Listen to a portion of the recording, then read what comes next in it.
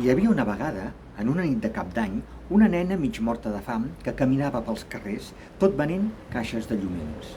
Tothom tenia pressa per arribar a casa seva i la venedora, descalça, afamada i morta de fred, oferia llumins als vianants que ni tan sols s'aturaven a escoltar-la. Ella, a més, estava trista perquè sabia que no podia tornar a casa seva sense vendre res, ja que si no, la seva madrastra la pagaria. Aquella nit tothom era a casa i no hi havia manera de vendre res. Començà a nevar, el fred era cada vegada més intens i la petita venedora va haver de buscar recer en un portal. Tenia els dits gelats pel fred i no podia bellugar-los. Aleshores va pensar que si encenia un llumí es podria escalfar una mica. Encengué un primer llumí, però un floc de neu l'apaga ràpidament. Encengué un altre llumí i enmig de la llum que feia va entreveure un arbre de Nadal farcit d'espelmes enceses, però el llumí s'apagà i tot va quedar fosc.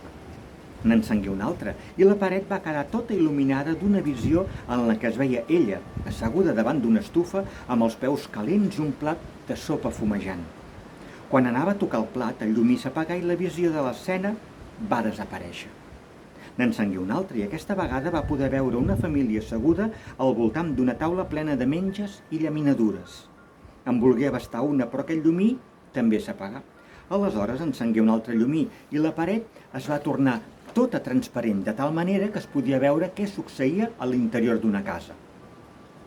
Hi havia una taula parada, plena de menjars suculents, amb un aroma que enamorava i una nena a punt de posar-se a la boca una menja exquisida.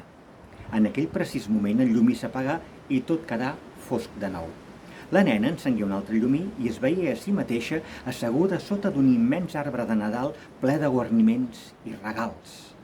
La nena allargà la mà per tocar, però tot allò es va acabar perquè el llumí es va apagar.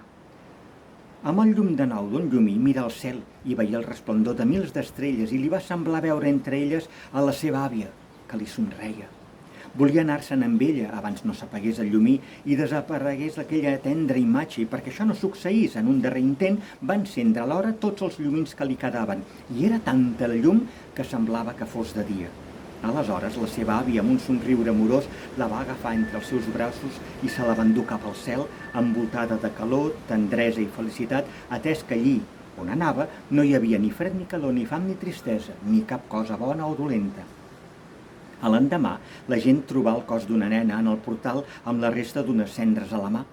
Havia mort la darrera nit de l'any, però ningú no es podia imaginar les coses boniques que havia viscut aquella nit joiosa de l'any nou. Uns vianants s'hi aproparen i, veient que mai més no despertaria, se sentiren tristos en veure que havia intentat inútilment escalfar-se amb tots aquells llumins. Però la venedora ja no tenia fred perquè en el lloc on es trobava hi havia l'escalf humà.